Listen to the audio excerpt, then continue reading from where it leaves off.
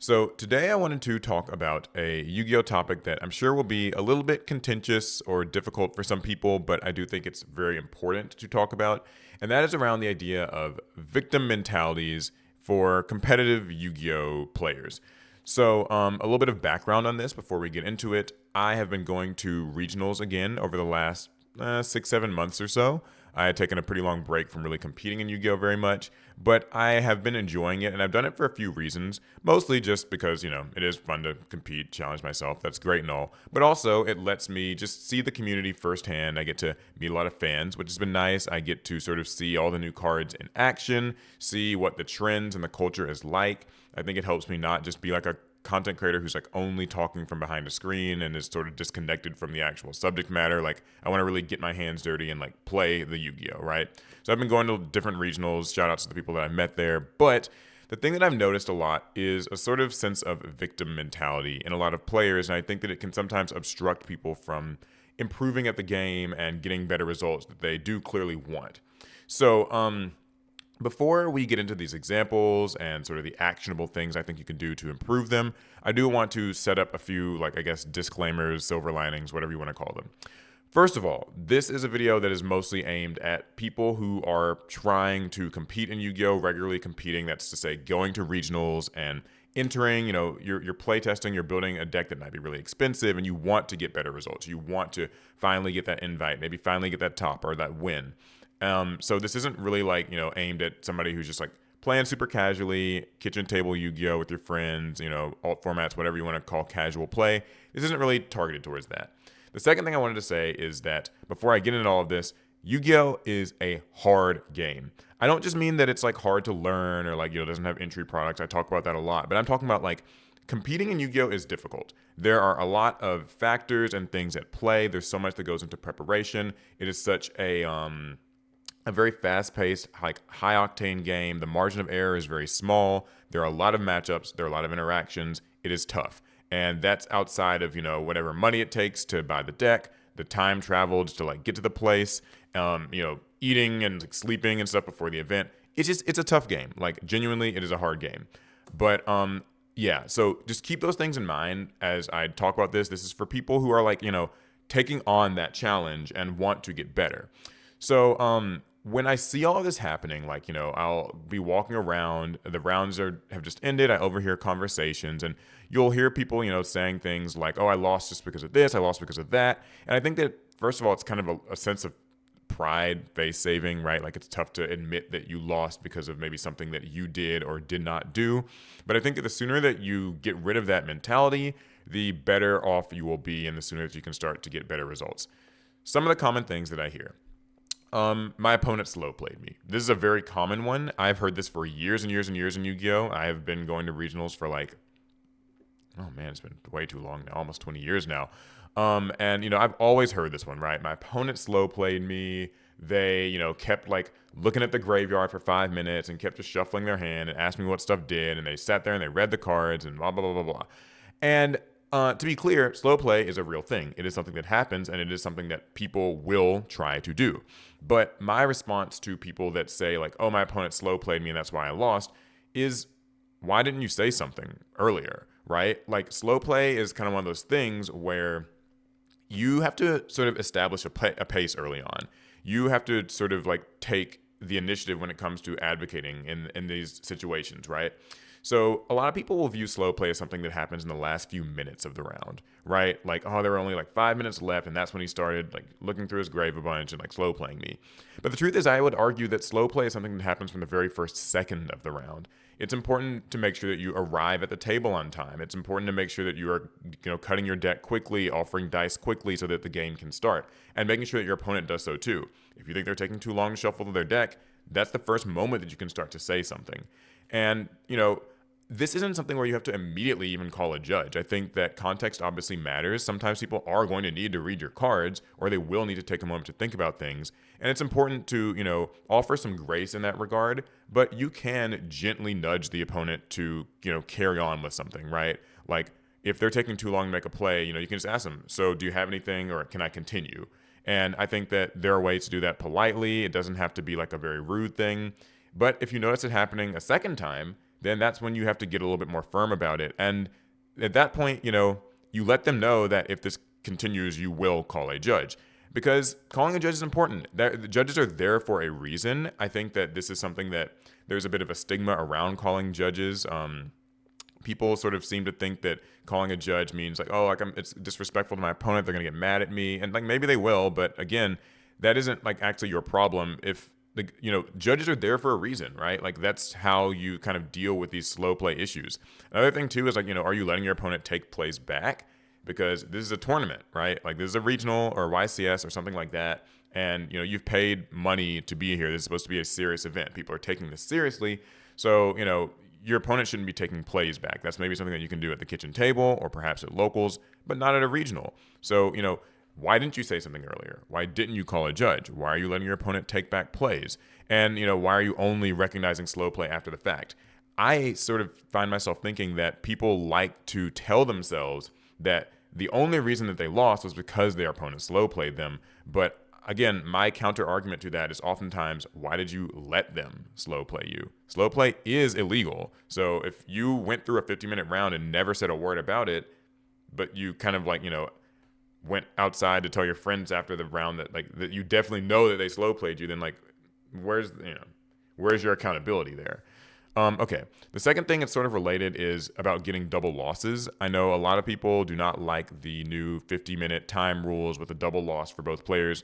And I will admit right off the bat, I think that those rules are also really harsh. It can certainly feel heavy-handed, and I think it really puts like a fire under both players to play fast and quickly and get their matches done. Because nobody wants a double loss. It does not benefit anybody. But the questions that I would ask people when, your double losses come up is, was there any point in the game when you could have made a tactical concession sooner? By a tactical concession, I mean that there's sort of a skill, I would almost say, to recognizing when a game is just, unwinnable, right? Like the board state clearly looks like I'm just not going to be able to do anything. Like I know that I can't stop this. I know that, this isn't like a playable situation. So just concede. Concede and go to game 2. Because that way you get to save the potential, 1, 2, 5, 6 minutes that it would take for your opponent to like play out the rest of their stuff and actually kill you. You can just sort of like, okay, we're going to go to game 2. You can start siding. You can save a lot of time that way. I know a lot of people feel like it's bad to just concede games, but I think that there really isn't an issue with that if you do it strategically, right? If you believe that you can win a game, you should continue trying to play that game, right? But if it does not look hopeful, it's up to you to kind of make that choice. And don't be afraid to make that choice. Don't be afraid to kind of admit that like a game was out of your hands. It's all right, but move on to the next game, save the time. It kind of also gets back to that whole like establishing a healthy pace from the start of the round thing. 50 minutes is a lot of time, but it's also not a lot of time. Were you also in any way culpable for like why this 50-minute thing counted down and like you got a double loss? Like, were you sort of like wasting time reading cards that you maybe should have been prepared for in advance, right? Like if you encounter a rogue matchup, and we're going to talk a little bit more about those in a second. If you encounter a rogue matchup or something that's like just truly very weird and unfamiliar, yeah, you're going to have to read a lot of cards. But I do think that in preparing for an event, it's really important to make sure that you have already read all of the common, decks and cards that you're going to be facing at this event. Like, you really probably don't need to be like reading what Dracotail Femina does like at the regional in the middle of the round, right? It's important to like maybe quickly glance at a card to clarify an effect that you maybe didn't know, like a small, like, is that a semicolon or not, or just this target or not? Sure, but you can also find yourself just wasting time by like reading cards. So you want to make sure that's something you kind of do like before the event. And why were you? And this is a tough one. Why were you uncertain of your plays? Because remember, like you're both sharing a timer, and if you were spending a lot of time like kind of deciding what to do, whether you intended to slow play or not, just if you found yourself spending a bunch of time like oh, should I do this? Should I do that? That's kind of another thing where like preparing for the event helps you to shave down on those decisions, and you can just make bold plays on your own. I've already seen this matchup. I've already seen this situation. I recognize it, and I know how my deck deals with this situation, what I need to do, right? Because by knowing all of that, you can really like kind of trim down on all of that time lost with, just ambiguities and the game not, moving forward. So one last thing about the double loss system is that, a lot of people sort of feel victimized when they get a double loss. They feel like, like I'm being punished. This only happened to me. Like, woe is me, right? But a double loss affects you and your opponent. So, truthfully speaking, it's always in your best interest to just play quickly, play, boldly, and like finish your round. And your opponent wants that too. I know that I'll hear people say like, "Oh, what if they, try to like slow play you out of spite?" That does not benefit them. And maybe that's something that happens at local game stores. I'm not really sure. But in all my experience at regionals since the time change rule, I have not ever encountered somebody who I think is like slow playing just to get a double loss. Like, it's people who just, they want to win. I promise you, they want to win. So yeah, it's I don't think that that's like something where you just get to say like, I'm just the victim, I got a double loss, that's bullshit, this game hates me. Not really. Okay, next one is I lost to like Lunalight Liger Dancer and I couldn't do anything, right? Or some other similar like a Cleafort Towers type of card. This monster's unaffected by whatever and it can't be destroyed. All those things. Lunalight Liger Dancer just happens to be the most common one, so it's an easy example. My question to people who like lose to these cards and say like, oh, I couldn't do anything, I didn't know what to do, is did you plan a way to out this card? Because, right, like a lot of decks will have an obscure Towers card that does something like this. I think it's important when you're deck building and doing your playtesting to know how are you going to deal with a Lunalight Liger Dancer. There are a lot of ways to do it. Some decks have stuff that they can do in engine. Some decks have to use like a Kaiju or a Lava Golem or something like that. Some people use that one like Gorgonesh level like rank the Link 3 monster that like turns off anything that it points to or whatever. Like, there's all kinds of weird and obscure, wacky ways of dealing with Liger Dancer. I think it's important when you are prepping for an event to make sure that your deck has at least one way of doing it. Maybe in your side deck, ideally in your main deck or extra or something. And to be clear here, I'm not saying that you will always see your answer to Lunalight Liger Dancer. I'm not saying that like if you lose to it, that means that like you should be just completely blaming yourself at all times. I'm saying that it is important to have an out and know what your deck should be doing. You should not be like learning about Lunalight Liger Dancer at the event for the first time. That's what I'm saying. So that's just really important. That applies to a lot of matchups. But like if you know a card's going to be at an event, prepare for it. That's good, like, preparation, poise, whatever you want to call it. Another one that I hear a lot is I've kept bricking all day. My deck just keeps bricking. So, bricking, that's to say, you drew an unplayable hand. My question, I kind of have two. Did this happen just one time, or is it a recurring trend, right? Like, every deck's going to brick now and then. You might brick once or twice, and it just happens, chalk it up to bad luck. It's RNG, we're rolling dice, we're drawing cards, we're shuffling. It can happen. But if it's happening all the time, like if every round you're, just like saying like, I lost because I bricked, and I bricked again this round, and I bricked again the next round, it's like, maybe there's like a common denominator here, right? Like, you need to actually take a look at your deck ratios, the amounts of cards that you're playing. When you keep bricking, look at what's like in your hands each time you're bricking it. A lot of the same suspect cards are probably showing up, which means that after this event, we got to do some reflection. We have our homework cut out for us, right? Like, we need to be, going back to the math, the abacus, and like, figuring out what there is to take out, what there is to optimize. Can you make an engine more lean? Do you need to see a card more often? And second thing about that is, are you certain that every so-called brick was actually fully unplayable? Or was it just like something that you were unfamiliar with or uncomfortable playing?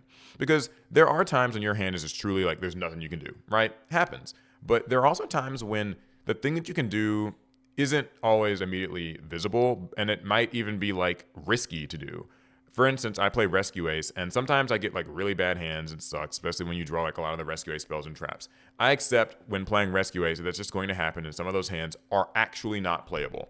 But sometimes they are. Sometimes if I draw Rescue Ace, I'm just going to call them Rescue Ace Emergency and Rescue, like the spell card Rescue, then there is something that I can do, even if I don't have another Rescue Ace monster in my hand. I can use Emergency not as a summon from deck, but rather as a Foolish Burial. So I will just like summon Rescue Ace Hydrant and then tribute it off with Emergency, which just gets it in the graveyard. It's a neg 1, it sucks, it hurts, but then I can use either Alert or Rescue, which are also seemingly dead in my hand, to bring back Hydrant and then start playing.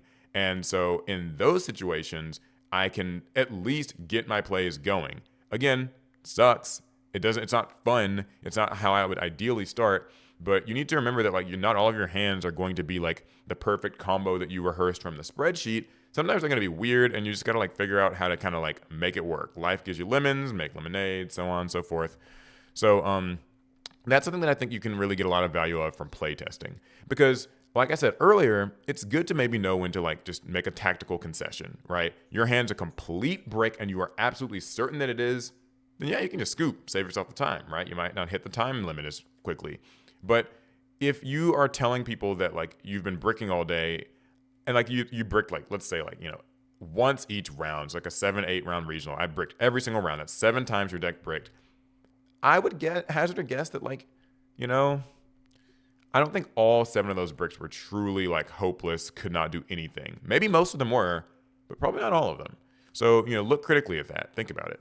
If you just, and also like, if you just bricked and like lost the round and you're kind of just sitting there at the table with a lot of time left, it could be good to just pull out a notebook or your phone and like write down what your hand was. And now you have some time to like sit there and kind of math it out, replay it possibly. That's something I've seen people do. So it's very good. Okay, next one is I lost all my die rolls today. I hear a lot of people say that. I keep losing my die rolls. First of all, I feel like sometimes people are exaggerating. It's kind of a confirmation bias thing. Like you always recognize the dice rolls you lose, but never really acknowledge the ones you win, so on and so forth.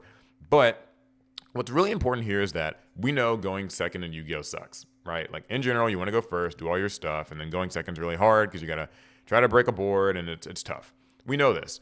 But my question to people then becomes, are you familiar enough with your deck and your matchups to feel comfortable going second, to make going second a viable option? Are you one of these players that can only really win if like, you win the coin flip or the die roll or whatever, and like you get to go first and you do all your crazy stuff and you get like no opposition from your opponent, they don't interrupt it at all, and you're happy and it's great? It's a regional, buddy. That ain't going to happen. People are playing a lot of hand traps. People know choke points. People have, turn 0 cards that will happen. It's not going to go super smoothly. And if you're preparing for an event and you're taking it seriously, then that means that like you're accepting the fact that, yeah, you're probably inevitably going to just have to go second sometimes. So learn your board breaking, learn what your deck can do going second, how you have to change your game plan, what the matchups are going to look like. How do you play through a common Draco Tail board, a common Yummy setup, right? Because a lot of the best players in the room at any given regional and in the game at large lose their coin flips. But like it's easy to kind of give this super condensed, flattened version of Yu-Gi-Oh, which is just that like Yu-Gi-Oh is a coin flip game. If you win the coin flip or the die roll, you win. If you lose it, you lose. But if that was really true, like really true, then you could sit down at this regional, roll the dice. Oh, you lost the dice roll. All right, sign the mat slip and leave. But no one actually does that, right? Because we know that it is possible to win going second. And it would be easy to just assume that like that's the only reason why you lost. And, that means you get to shirk accountability. There's no responsibility. But you can win die rolls that you can win games of die rolls that you lost. At the regional I was at just this past weekend, I felt like I lost a lot of my die rolls. I don't know the numbers on it. It felt like I didn't win many. But I ended up going like 7-2. So I was pretty happy. I was able to win a lot of those games regardless. So that was great. It's just something to keep in mind. Die rolls or coin flips or whatever are not, they don't define your day. The people that win a YCS did not win all their die rolls. Just keep that in mind. Okay, next thing, we're almost done, don't worry. I lost to Molch Armies or Droll. Now, there are technically a lot of hand traps you can fill in the blank with this here, like, Nibiru, whatever, but you guys kind of know at this point what I'm going to say. You need to make sure that you have very intimate knowledge of what your deck can do under Molch Armies, under Droll and Lockbird, and even under other sort of relevant hand traps. If your deck's got trouble with Lancia, is there something that you can maybe do under that, right? Like Nibiru, what does your deck do to get either stay under 5 summons or put up a negate by the 5th summon? This stuff sounds elementary, but like I'm telling you, I've seen a lot of people who just give up because they got drolled, or like give up because someone like used a Molch Army Fuwalos. Or even like a Dimension Shifter. That's another great example. But the truth is, like, the best players kind of learn what their deck can do under these cards, and they just manage anyway. Sometimes I almost feel like playing cards like, Droll and Lockbird almost feels unproductive. Like, when I face decks like Yummy and decks like, Draco Tail, people know how to play through that stuff. Same with Molch Armies, too. Like, people know how to kind of, like, what is the board that gives your opponent the minimum amount of draws but still leaves you in a decent enough position, like a decent half board, so that you can just play for, make it to next turn.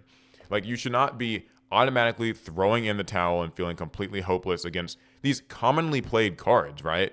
Like, Molch Armies and Drolls they're not like fun to lose to or whatever. But I don't even know if I buy the idea that you lose to Droll. You lose to your opponent, right? Like your opponent still has to beat you, or you can lose to yourself maybe, I guess. But like I don't think that like just because my opponent activated Molcharming Fuwalos means that I should just like start signing the match slip. You know what I mean? Just because it's game 3 or something.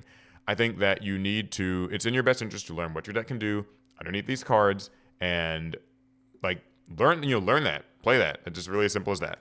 Okay, and the last one is, and this is like less of a victim mentality thing, but I figure it's just something that's like worth including in a video like this.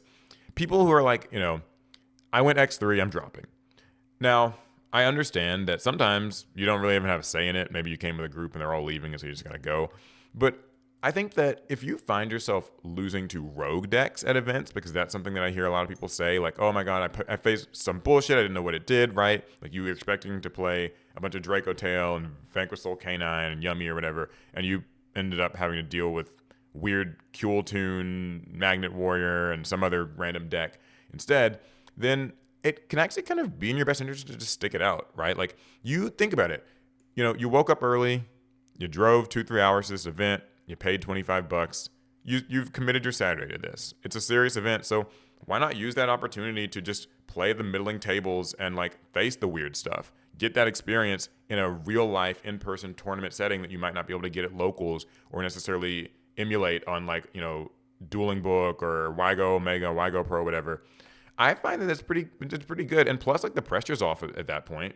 Like if you have gone X3 and you know that you don't have a chance to top, then, a little bit of the pressure's off. Like, you should still be taking it seriously and trying to win, but, like, you don't have to feel like your life or your entire, like, tournament life, whatever, depends on the outcome of these games. So I think it could be a really good time investment. And then that way, in the next round, when you do play against that weird, odd deck that you had no clue what any of this stuff did, again, like, in the next regional a few weeks from now, maybe you play against that in, like, round 1 or round 2, you kind of know what this stuff does, and you have a better like floor of understanding. You can have a bit of a better game plan for dealing with it. Also you could do like public events if your regional's doing those, but that's like extra money. You could already pay the $25 for the regional. So I say stay in the regional, get the full matchup experience, and let your record end with like being 4-5 or 4-4 or something at the regional. That's okay. It's fine. Like you can always turn these into learning experiences.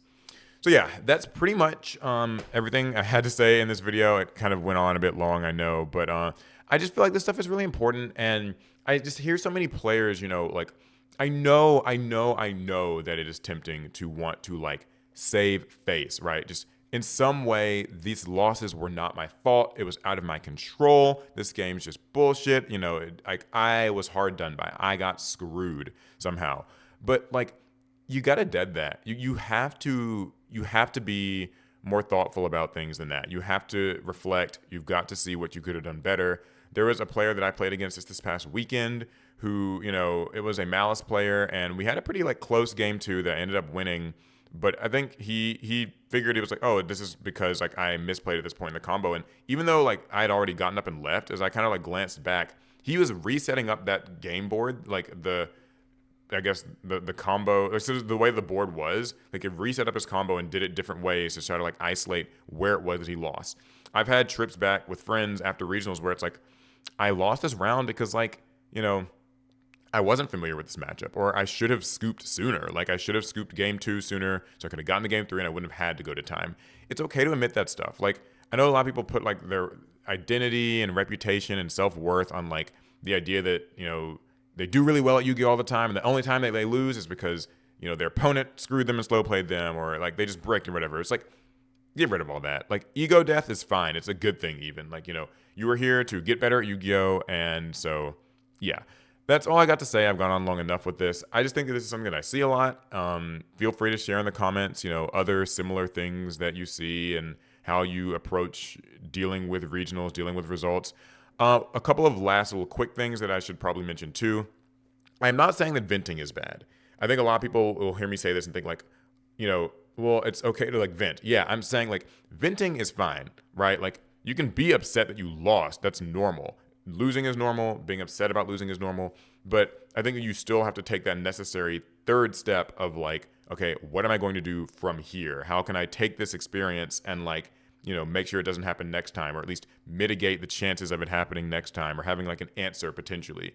So that's just something to kind of keep in mind. And again, this is for like competitive players. If you are, just going into this regional to hang out, you do not have to take this shit this seriously. But remember, if you traveled here and you pay the money, you should probably give it your best because everybody else in the room is too.